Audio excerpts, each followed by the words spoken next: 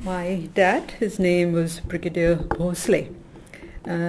He was born in 1920, and at the age of 22 he was inducted into the British Indian Army. Okay. So at that time the British was still in India. It was pre-independence, and the British had been ruling India for a good 200 or 300 years. So initially the British forces came into India with the East India Company and then established themselves. And then gradually they inducted Indians also into the army. Okay. I think probably earlier it must have been just the soldiers, but later on officers as well. And my dad joined the British Army as a second lieutenant. And at that time, I think it was called the Northwest Frontier Rifles. It was the Northwest Frontier Rifles.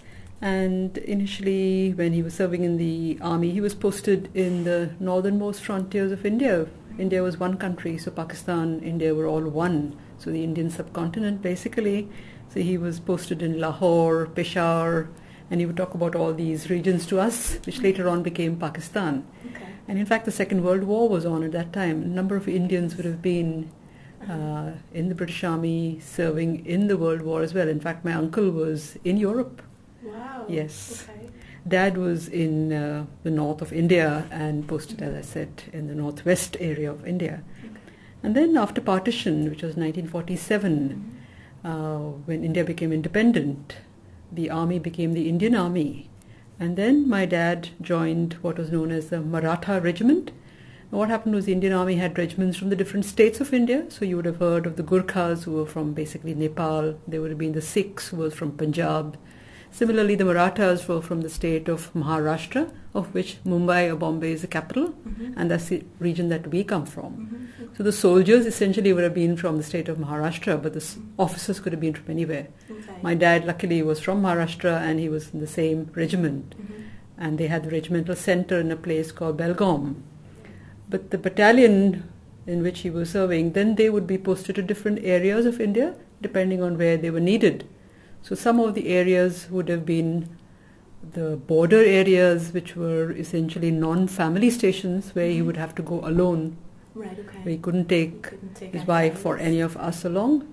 And some of the areas which were towns like the metropolitan cities, like Lucknow or Belgaum or Pune, those were the family stations where he could have, we could all have stayed together. So there would be, sometimes here, sometimes there. So there were many times when we had to stay alone by ourselves. And it was a pretty daunting task for my mom as well. But she did a fabulous job bringing us up practically on her own, 4 children. Yeah. Whereas my dad would be on the border areas serving, whether it was on the border with China or the border with Pakistan. Because these borders have had to be protected.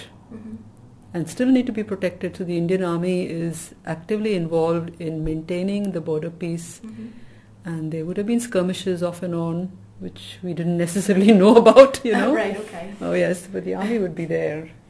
But one of the big army campaigns or wars that my dad was involved in was the liberation of a place called Daman from the Portuguese. Now, you may not know the history of India, but they were the British, the French, as well as the Portuguese who had come and colonized parts of India. Mainly it was the British, but there were pockets that were taken over by the French and the Portuguese as well. Okay. And whereas the British and the French left, the Portuguese refused to leave for a very, very long time.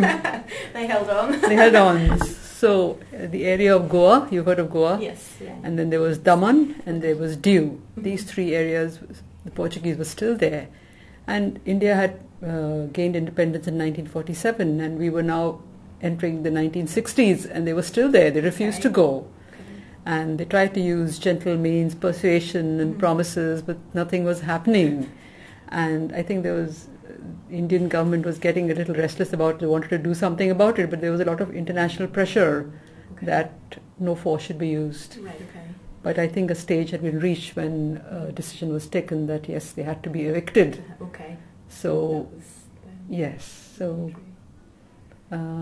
my dad's battalion, he was given the command of the battalion to liberate Daman from the Portuguese. My dad was decorated by the army for his achievement in the liberation of Daman from the Portuguese. And then subsequently, as I said, there was always something going on with Pakistan, Chinese aggression in the 60s. And my dad retired from the army. He got promoted from second lieutenant to captain to major to colonel, the way it goes. And then he took the command of the brigade. It was stationed in the Jammu and Kashmir.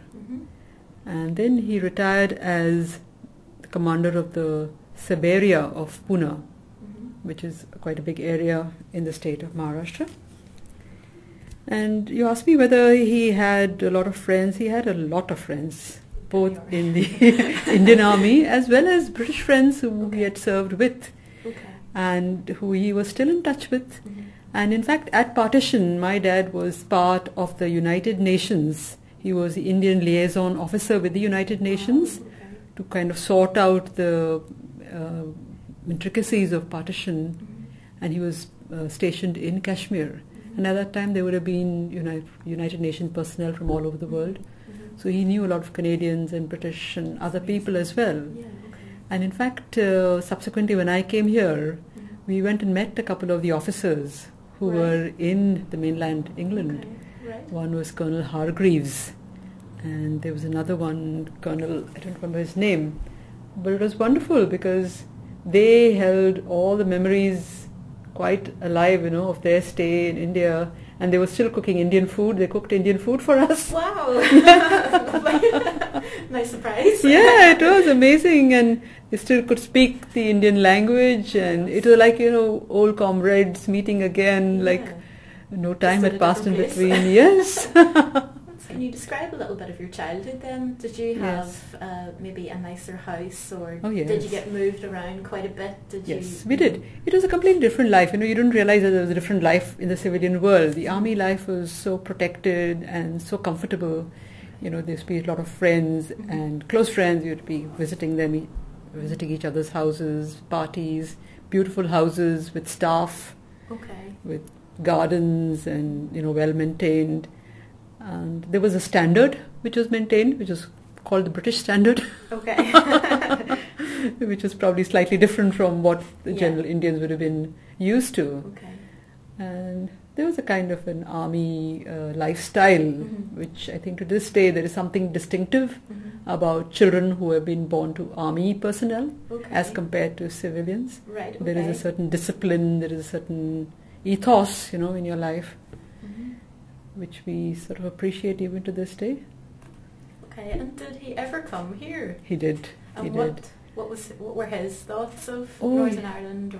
He was very interested. He was so impressed by Northern Ireland, and actually, he came when the troubles were still not quite settled. It was 97, and he was here in the month of July. Experience.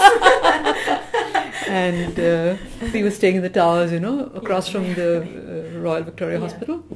I had a little flat there, and being an army infantryman, he had to go for his walks every day. And I would be worried, Dad going for a walk into areas where I didn't know how safe it was on Falls Road and all that. At that time. And especially coming up to the 12th of July. But he would go. He used to have a stick in his hand, which is his army habit, And once he said to me, I went and had a glass of wine with somebody. I said, who?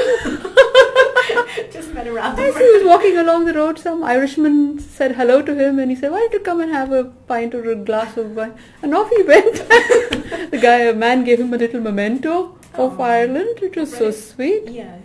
So Dad was very interested in this, And then when he saw what was happening at that time, the burning of places, that was pretty bad at that time. And I would be worried, and he would come and tell me, they stopped a bus there, and they made all the people come out of it, and they set fire on it.